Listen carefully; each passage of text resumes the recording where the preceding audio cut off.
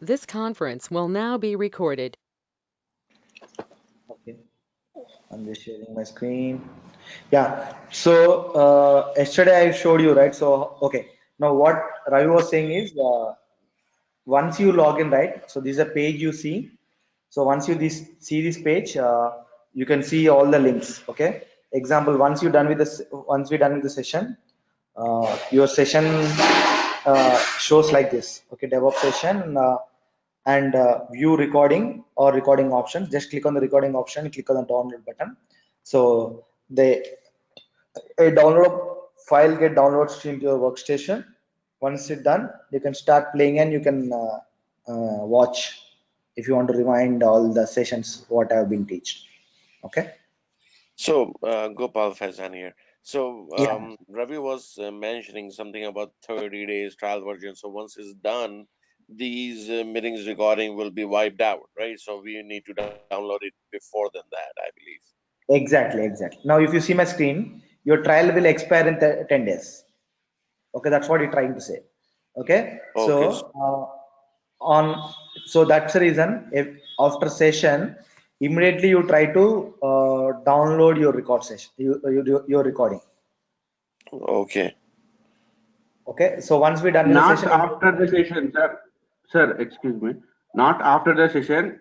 We have to give some time for the cloud. This is the process. After yeah, yeah, processing going on, like this view recording, completion of view recording. Yeah. yeah. So this process recording Not takes half an hour or 45 after minutes. Maybe now, right now we'll end up the session at 9, right? So at 10 o'clock, just go and see it. You'll be having Yeah, your after like 2-3 hours, just go and download it, right? yeah, that's fine. Oh yeah, maybe you can Right. go after Right. 2 3 hours. And once this version is going to be expired in 10 days, and once we will be using other meeting number, so you Yes, can continue, right. right? Yes. We're gonna Yes. use So the please, another meeting Ravi, also. do share the ID and password so we can start loading those.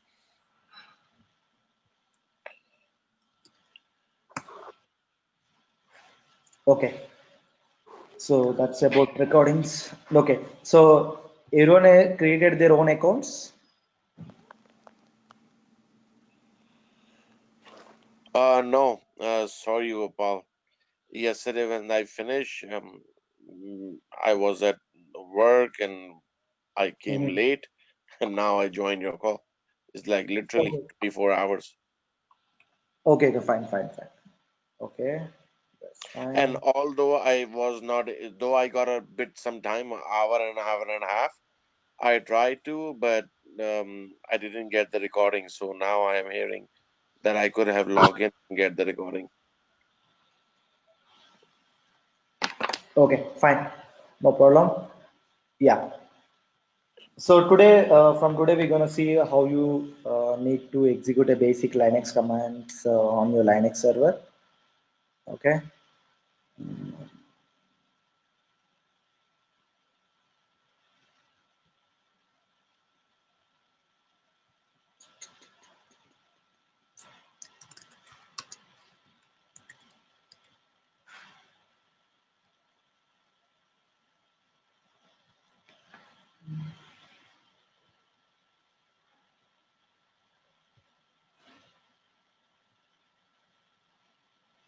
Okay. So now, when you want to, okay, now I have created. Now once you create a Linux server, so when you're using a Mac or a Mac, maybe Mac or a Linux laptop, what I told you, you have to use your terminals, and you have to use sh command, sh followed by your username, followed by at the rate, followed by your public IP, right? So take your public IP of the server, right, and followed by your key. Okay, so once you do this, you should be able to log into your terminal. Okay, now if suppose I don't want to I don't want to use a third party pen key, I don't want to use the password, I want to use my own key, as a password to a server. We'll start from here. Okay, so today I'm creating a server. Okay, I have created a server called Linux demo. Okay, so now sh ec2-user followed by given server IP and followed by what I told you -i followed by a demo.pem key. That's a key I want to use to authenticate my server. If you want to do that, okay, so you have assigned a demo.pem file. So if you do this, you should be able to log in. But I don't want to use this a PEM file which has been generated by AWS. I want to use my own private key as a password to the server. Okay, if I want to use my own private key as a password to the server, so there are two ways of adding your private key. Okay, so before doing that, first thing what you have to do in your laptop means in your terminal, you have to generate your SH key. Okay, so you are using a Windows laptop, right? First download this software.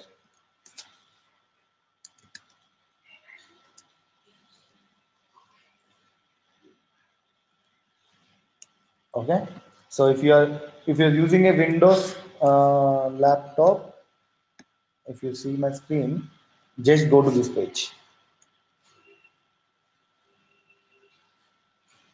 Okay, so go to this page and select your operating system and download. Now you are using a Windows, right? Just click on the Windows and download. So this particular software will help you to execute your commands same like Linux. So this is a terminal which this is a small terminal which get installed, that is called as git bash on your workstations, and which can be used same like terminal in the Mac. So I'm using terminal in the Mac. And similarly, you can use git bash inside your Windows laptop. Okay, that's a benefit. So most of the Linux commands will work in the git bash command. If you are using it though Windows, but git bash will work like a Linux for you. Okay, remove that. It's very simple. Download the software. Next, install. That's it. Nothing else. Okay. So once you install your git bash, next thing, execute this command. Yes.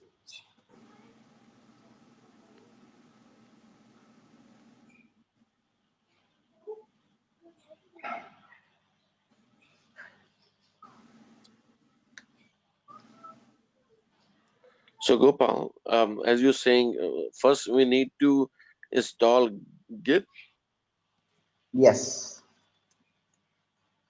from It's a this git bash. Basically, it's a git bash terminal you're trying to install on your workstation.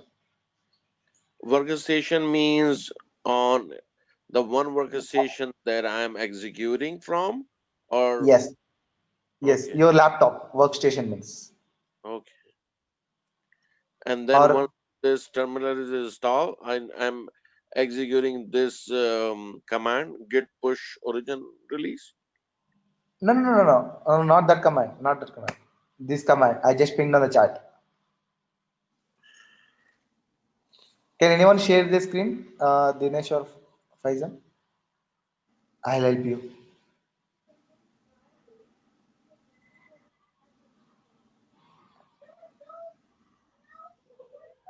Okay. So if you see my screen, first Yes. thing, Hmm. okay. First thing, download the software, set your Windows, download the software, install the software on your workstation. Okay. So once you install on your workstation means laptop. Okay. Mm-hmm. So once you install on your workstation, okay. Now go to your desktop directly. Go to your desktop. Mm-hmm. Okay, so go to your desktop. If you right click like what I've done, if you right click, okay, when you do a right click, you in your terminal you get an option called git bash here. Okay, now in Mac I don't get it, but in Windows once you install your git, you'll get an option called git bash in your options. Click on the Mm-hmm. git bash here. Okay, so when you click on the git bash here, what happens, a terminal comes like this. Okay. Okay, a terminal comes like this, whatever you see on my screen. On this one, execute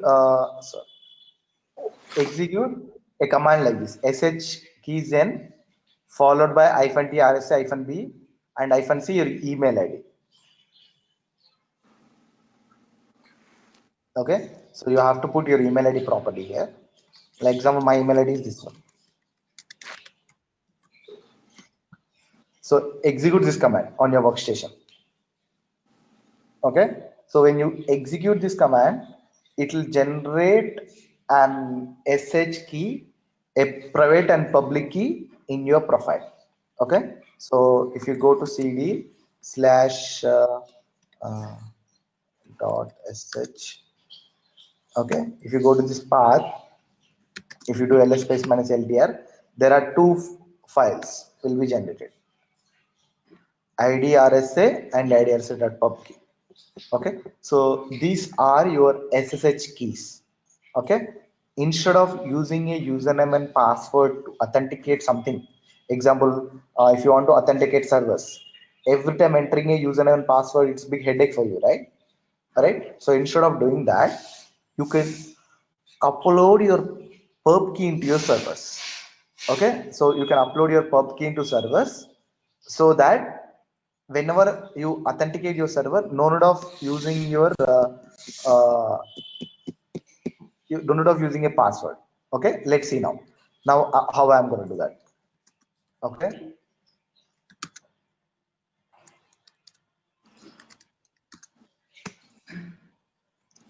okay, now how I'm going to do, I'll just show you. I go to Amazon.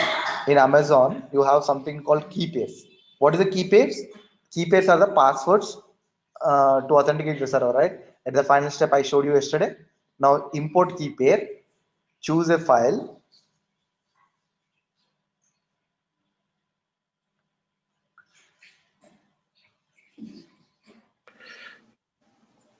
Okay, choose a file. See idrsa.pub key, take this file, upload your file.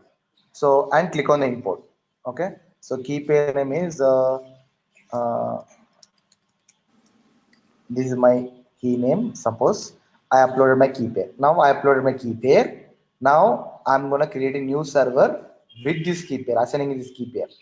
New instance, launch instance, select operating system, instance details, add storage, add tag, new tag, name, demo, configure security group, review on launch. Okay, a final launch button. When you launch your server, at the final step, what I showed you yesterday, I selected, we created a new key pair from the Amazon. Okay, now I'm not going to do it. I choose existing key pair, and I uploaded my pub key into the AWS, right? See, RD491. I'll select this, I acknowledge, and I'll click on the launch instance. So when I click on the launch instance, it uses my pub key. Okay, so to create a server. Okay, now view instance. So my new server is getting created. Now I take this server, I open my terminal, and what I do simply ssh ec2-user followed by IP. I doesn't give the password. Okay, so let's wait until the server comes up. Then you'll understand a complete flow.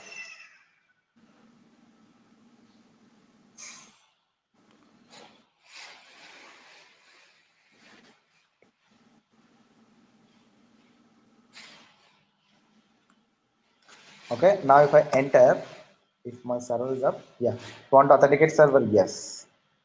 See, I was able to log into server because I used my public key. So I have a private key. My profile is my private key, right? So when you use your public key and created server, it uses your profile private key when you enter sh command. So what sh command will do? It will try to go to your sh profile. So dot sh profile, and it will search for a private key. So this private key matches with your public key which you upload into Amazon, and it will allow key authentication. This is how it works. So in real-time scenario, when you create your test servers, this is how you do it. Not all test servers, all the servers, all the production servers everywhere, you upload your public key.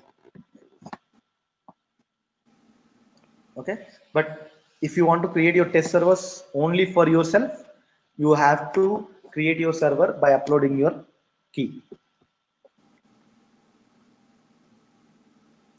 Is it clear or confused? No, it's clear. Like Okay. yesterday, Now, create our own key, right? That's why you use the command ssh ec2 dash user at um, public IP followed by the what do you call your PEM key. pen key? Yes. Right. Now, good. So now this is how you can follow. You first of all install GitHub. After generate your SSH key, and from your GitHub also you can execute your SSH command directly. So what are the command I executed here? Na? Same command you can execute on your Git bash as well. You know of having putty also. Okay. Now I'm just coming out of the server. Okay. Now you got. Now I have one more server which I have created using one of the other keys. Okay. Mm, okay. Let's take an example like this. Okay. Let's log into the server. Now, uh, okay. Now I logged in as a normal EC2 user. Remember, if you want to perform some kind of action inside the server, okay, if you want to edit the files inside the Linux server, or if you want to install some software, or if you want to delete some files, for every action, okay, so you cannot perform with a normal user. Okay, so I logged the EC2-user. With this user I cannot perform all the actions. So what you have to do, if you want to perform some actions or if you want to install some software, you have to be a root user inside the Linux box. Okay, so to convert a normal user into a root user, so the command is sudo space su space hyphen, which will Sudo. convert your. Yes. So, okay. So what are the commands I'm trying to execute on my workstation? Everything has been documented. I'll share the document today. Okay. Sudo su hyphen and I enter. See, I convert a normal EC2 hyphen user into the root user. Now, whatever action I want to perform, easily I can perform inside the server. Okay. Now if I want to add users, okay, now example, you people are new to the project. Now example, I have a project, I'm running a project, you people joined in my project. So when you joined in my project, immediately what I'm gonna do, I need to give access to the servers. I need to give your access to the server. So how do I give access to the server? Add user, uh, add user followed by your username. Okay, so Faizan. Okay, I'll do add user Faizan. Now I added your username. Now you should be able to access this server. How should we? Okay, so I need to provide a password for you, right? If I provide a password to you, you will be using a username password, username as your Faizan, and password which I have given to you, you will use that and you log in, right? But I said we will not be using passwords, completely the keys mechanism. So now Only. what I'm going to do is I required your public key. Okay, so what I'm going to do is I'm going to ask your public key. So when you give me your public key, I go into cd/home. Okay, so see, okay, inside the Linux box, /home is a directory which contain all your user details. When you create a user, example, I created a user called Pfizer. Okay, so that user details are present under the /home directory. Under that you can see your username which I have been created. Okay, under the Pfizer, what I do, I go into Pfizer user. Now I converted myself into a Pfizer. I converted myself into Pfizer user. If I do pwd means PW means present working directory, in which path I am. Okay, in present working directory under home, files and path I am. Okay, here what I gonna do, vi dot ssh, I'll create a folder called dot sh. Okay, and cd dot ssh, and here I gonna create a file called authorization.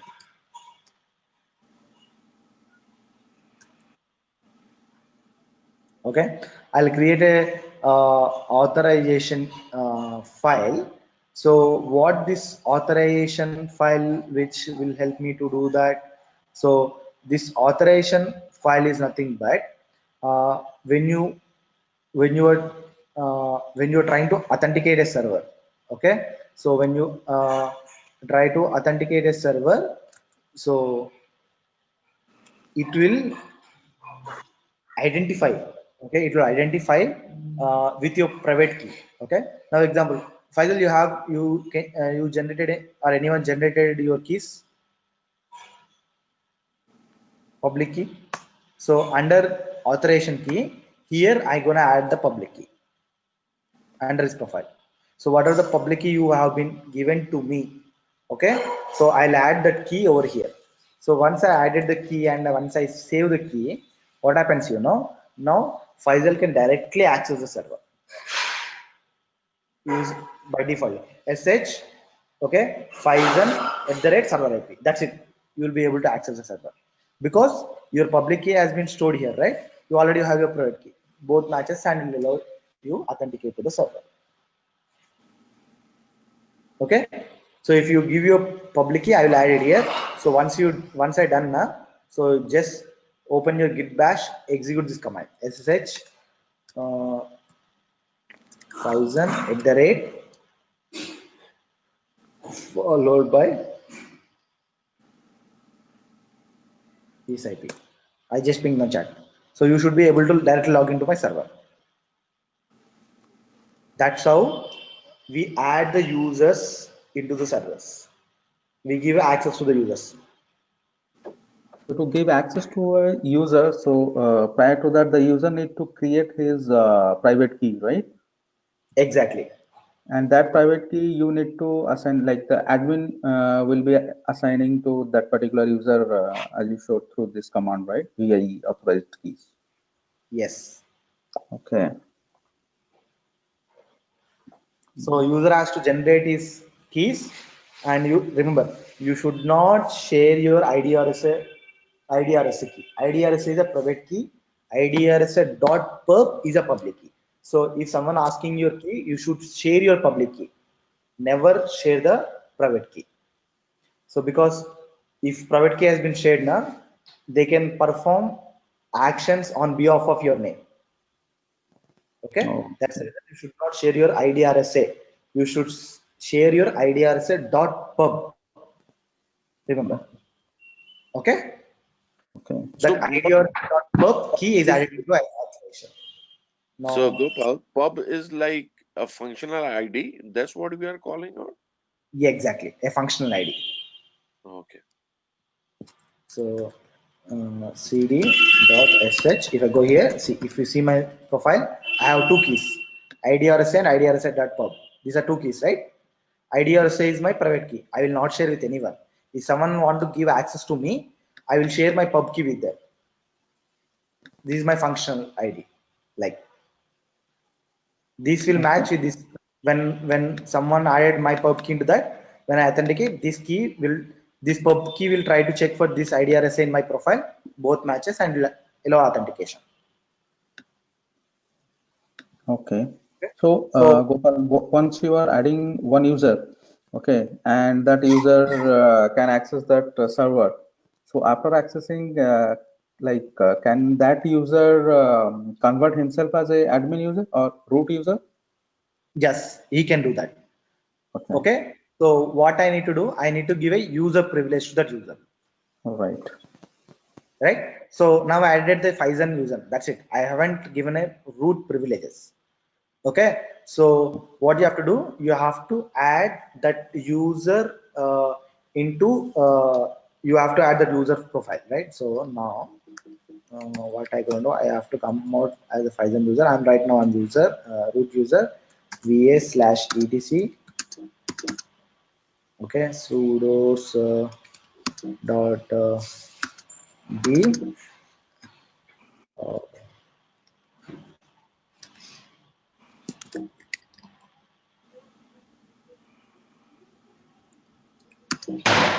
okay, so under sudos dot b file here. Okay, now there is some, see, hello root to run the commands anywhere, right? Here I need to add his Phison username as a Phison.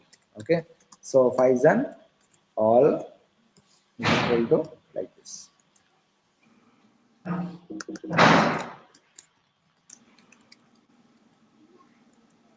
Like this, I have to add this. So when I add this, now he also will also become the root user, and he can also execute any commands inside the server. Okay.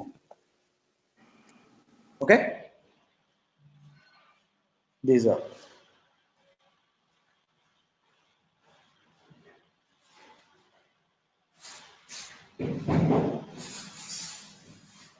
So it seems like there Clear. are a lot of commands we need to memorize. Yeah, I mean, No. So these are no. So these tasks we are going to automate in when we go into the chef chapter.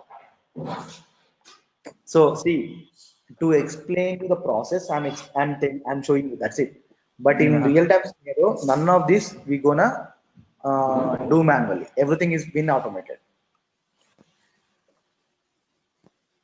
Okay.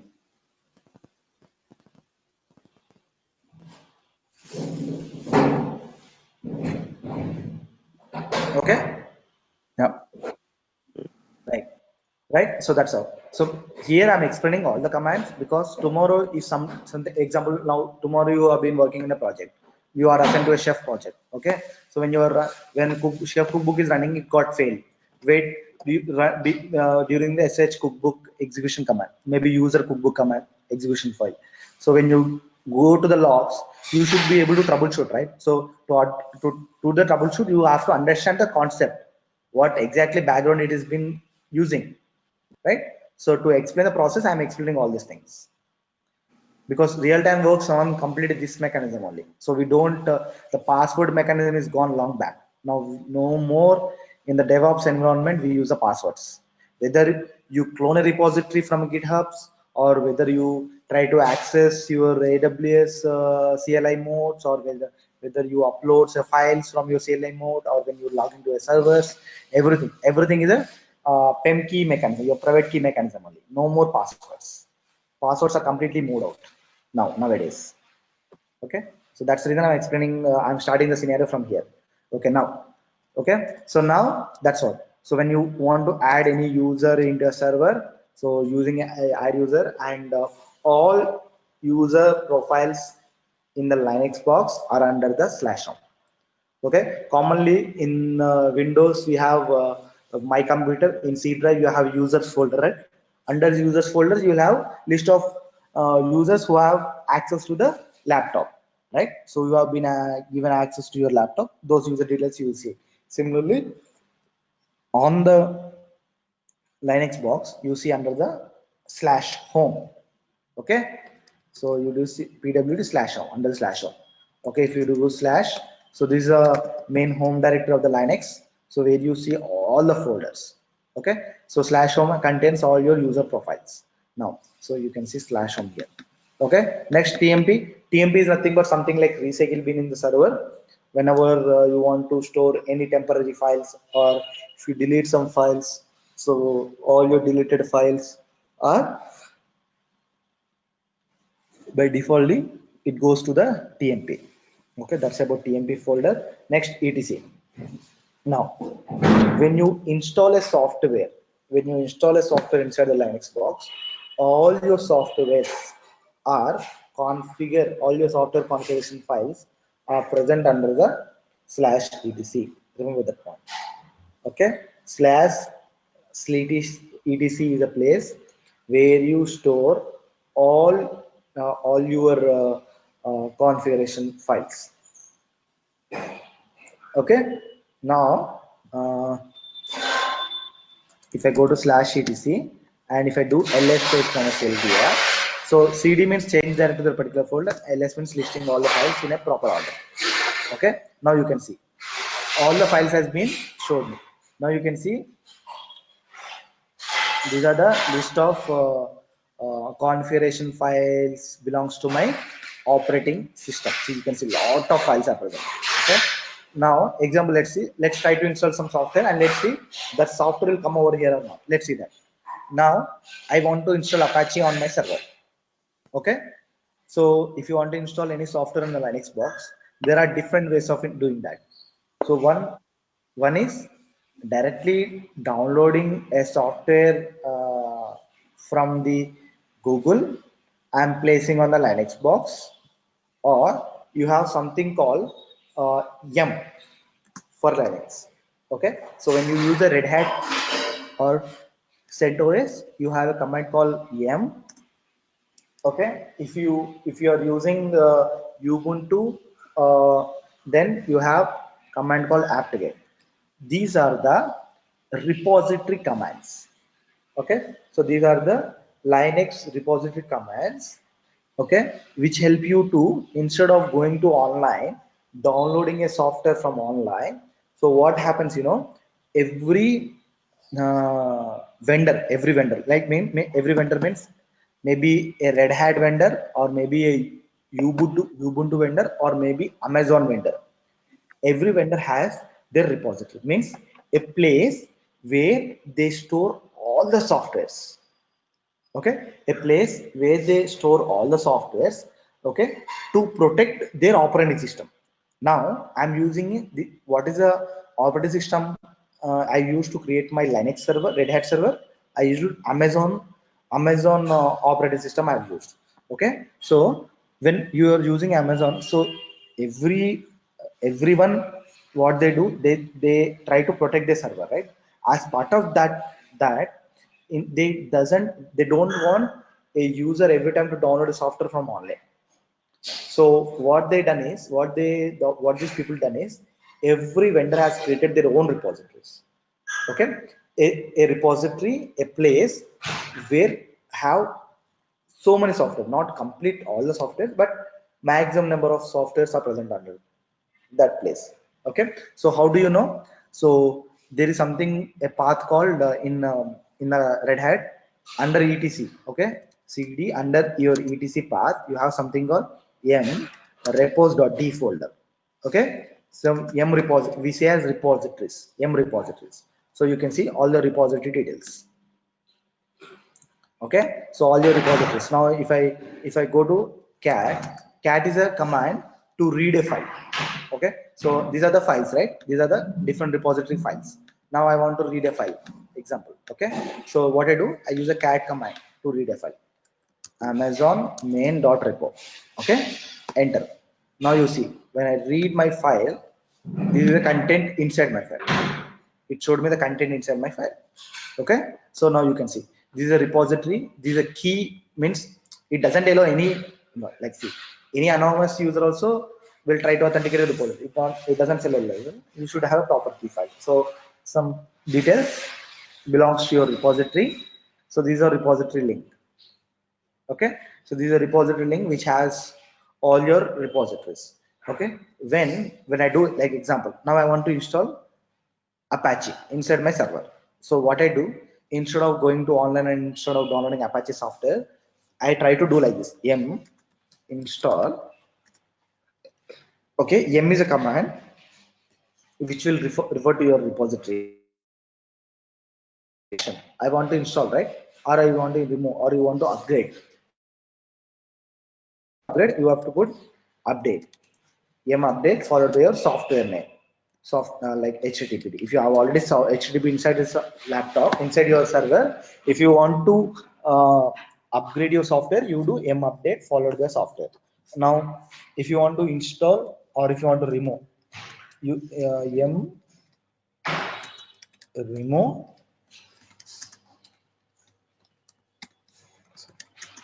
HTTPD, right? So now I don't have software. I want to install HTTPD. When I execute this command, first of all, what it try to do, it try to do whether on your workstation, I mean, sorry. When you execute this command, it will check on AWS server the software is installed or not.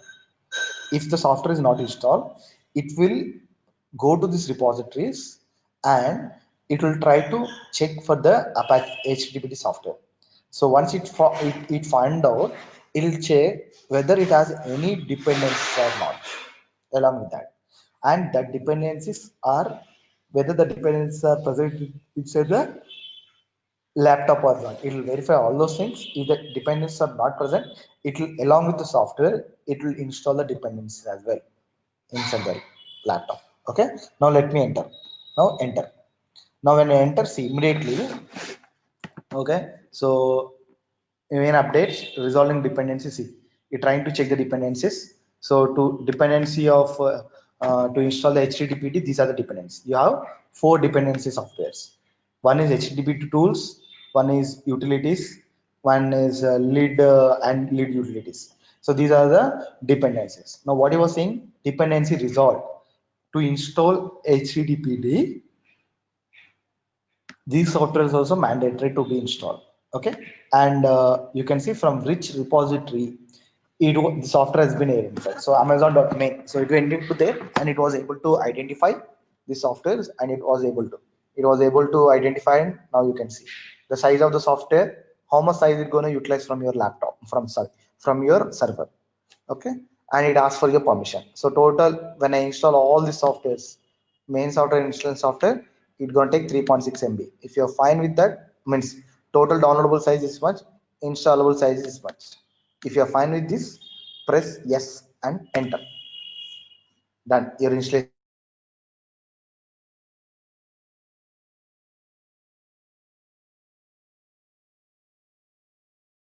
So this is how you install a software inside a Linux box. So we'll see other later process how to download a software manually and how to install manually. So now when you the benefit of installing using M command is the download part, okay, the installation part, the dependency part, the configuration part, everything is taken care by the M itself by internally.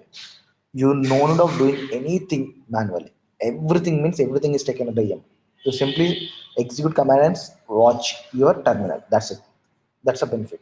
Now I've been installed. Now what I told you, if you install any software by defaultly, all the configuration files comes under the /etc profile. Now let's go to /etc. Okay. Now if you do ls space minus ltr pipe grep httpd, see, is it present? A folder has been created here. Now February 12th 3:15. Now if you want to take the time and date, see, so 1 minute back it has been created.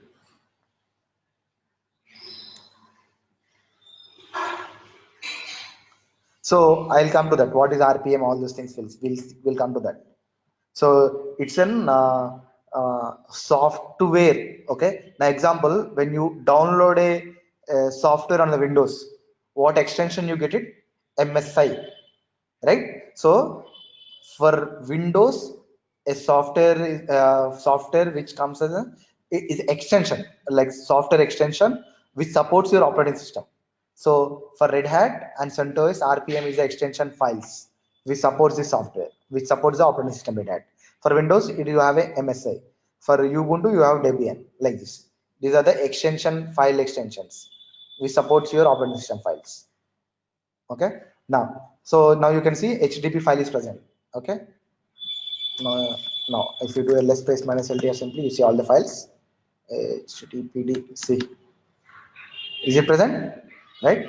I told you previously it was not present. Now if I go up, previously when I do ls, see, there is no HTTP file, right? Now you got HTTP file. Okay, so along okay, so now these are, so I said, so all your configuration files inside the Linux, okay, by defaultly they will be configured under the /etc folder. Clear? So using yum command, you can download. Now, if I want to install any software manually, okay, before doing that, I just executed a small command here. So now, when I do ls space minus ltr, what happened? It got the so many all the list of files which are present under my ECT path. But see, getting all the files and going through each and every file is very difficult for you, right? So what I done is I have segregated the command ls space minus ltr pipe grep means once you get all the output from your ls space minus ltr, okay, please try to wait and give me the output. Grep means try to find what are out of this file, what are the file names which has with httpd, whatever the file name which has httpd, show me only that file. I don't want all this output. Whether I am just checking whether httpd is present in this output or not. Means you're trying to find something. So I'm trying to find httpd out of this complete output. This many files I'm trying to get. When I do enter, see http file is present, it showed me an output.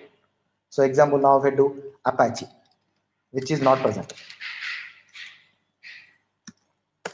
see it shows empty. If the file is not present, it shows empty. If file is present, it shows something.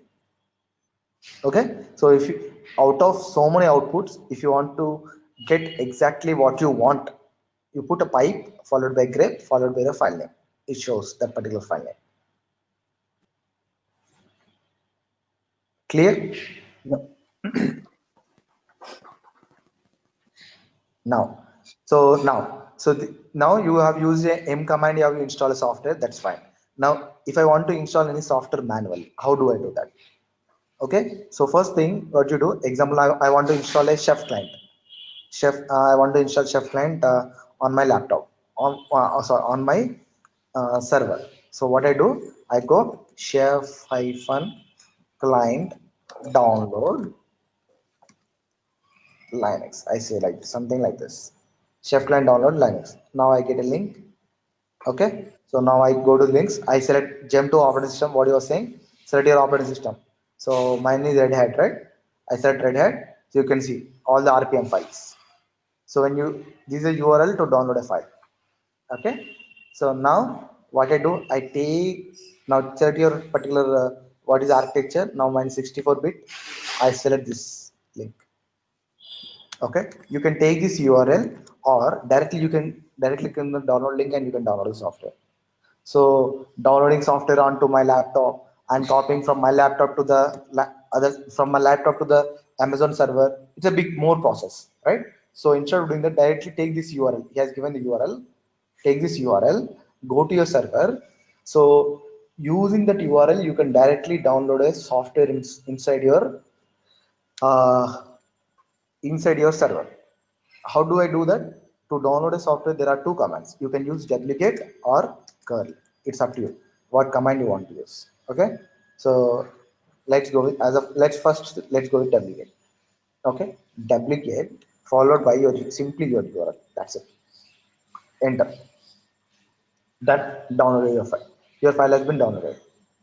Okay, it took almost less than a second, right? So ls space minus ltr, so you can see an rpm file has been downloaded, right? This rpm file now I have been downloaded. So once I download rpm file, so you have to install this rpm file. Okay, to install, rpm is a command, rpm minus ivh. Okay, so I is for installation, ivh followed by your software name. Okay, so rpm space minus ivs followed by software, your software will getting installed. It will extract and it will install, it will do thanks for installing chef. Installation is done. So once the installation is done, you have to create all your configuration files and okay, so you have to go to slash etc. Okay, so you have, there is no chef folder, right? You have to create your chef folder, you have to place all your configuration files under that. It's a big process, big headache process, right? So that's the reason we mostly encourage the yum command. If through the yum command the file is not software, we follow all the steps to install and configure. So all this process also we're gonna automate in our configuration management tools. Okay, now I install the RPM file. After that, you have to configure a file and you have to start your services. That's the process of doing that. Now today I've installed 14.10 software. Now tomorrow, Chef has been introduced, Chef 15 version. Then obviously you have to upgrade your version, and at that time when you have to download a software. Okay, during the time the same command you should not execute RPM minus IVH, because you're not installing, you are upgrading your software from 14 to 15, right? Then what you have to do, if you have a chef 15 slash 0/0 dot E17 something like that, 86 something like this software name, you have to put -u. Okay, so -r is for remove, -i is for installation, -u for upgrade. Okay, -u followed by software, so which will upgrade your software. Okay, so that's how it's gonna help you to install or upgrade your software using RPM commands. Okay, so that's how installation of software using a duplicate or other commands. Now if you want to create a directory inside your Linux box, what is the command? Mkdir is a command followed by your demo file name, which will create your file folder. Mkdir to create a folder. If you want to create a file, so you have to use fetch command, fetch followed by test. See, demo is a folder which I created, test is a file. How do you recognize which is a folder and which is a file? Can anyone tell me? How do I recognize which is a folder and which is a file? No idea, Gopal. Okay, if a line starts with the D, if you see my screen, okay, if you see a line starts with the D, that's a folder, right? If a line starts with the hyphen, that's a file. Okay, if the file has some extension, that may be software. Okay, hyphen and the file has some extension .rb and some extension, that's a software. If a line starts with hyphen, that's an file. Remember that point clearly. If a line starts with D, that's a folder. Now, so touch is a command to create a file. So if I want to create multiple folders, okay, example, now I want, okay, now inside the demo I want to create some test folder. Inside test I want to create a folder 1 to 3. Inside that folder I want to create a DevOps folder. So inside a demo folder I want to create 3 folders at a time. So what you have to do, mkdir -p. Okay, so recursively it will create all the folders one after one. It will check for demo. If it's present, it go and create test. If the test is present, it go and create 1 to 3. If 1 to 3 is present, it goes and create DevOps. If anything is not present, it will create all the folders and will go to the next step. Enter. See, it is created all the folders. Now see, let's demo test 1 to 3 DevOps demo. See, PWD. It created all the folders. Inside that again I'll try. I'll execute. Okay. See, again it created demo test 1 to 3 for DevOps.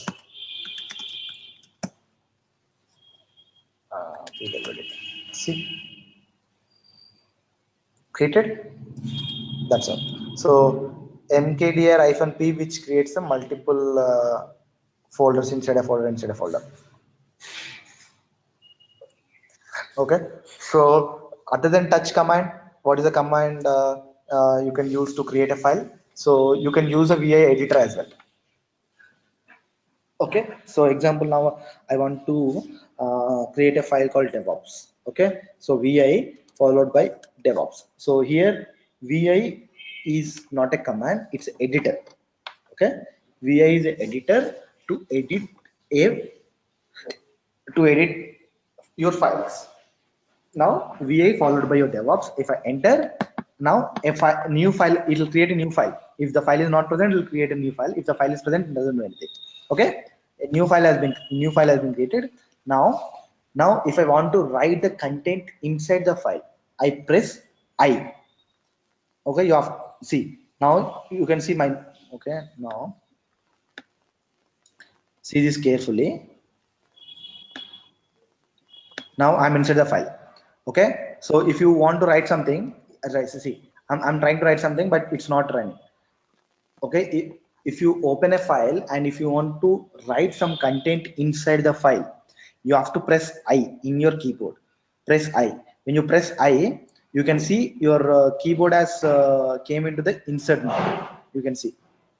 Now insert mode means you can start writing whatever the content you want. This is demo file. I written like this. Once you're done with the writing of your content inside the file, what you have to do, you have to type escape on your keyboard, exclamatory mark, WQ and enter, which will save your file. Okay. So if I do VI DevOps, you can see your content. So by default, it says the file name, 1 line and 18 characters it says. Okay. Now again you want to insert the content. Again you have to press I. It will move into the insert mode. Again you can start write down demo content. Okay. And escape exclamatory. If you don't want to, okay. I don't want to save the second line. I just want to come out of the file. I don't want to, whatever the written content I have written, I don't want to save that. Then colon Q, just simply colon Q. Okay, if you colon Q, quit. Okay, colon Q exclamatory mark, quit the file. Okay, I'm just putting into the chat right here. So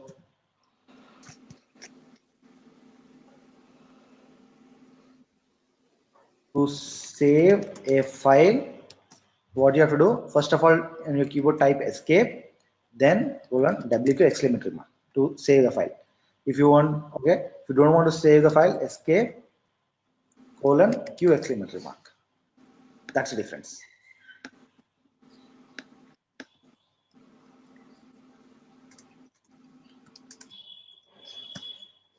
This is a difference. To save a file and not to save a file. When you are in vEditor mode. Okay, now I don't want to save this file. Escape colon Q exclamatory mark. If I do cat DevOps, it will read the file for me. I have only one line. Cat will read that line. Clear? Everything? Yeah, Gopal. Okay, so let's stop over here. It's already 9. So let's catch up tomorrow and let's see more Linux comments. Okay? Okay. Okay. Thanks all. Okay, thanks, Gopal. Thank you, Gopal. Thank you.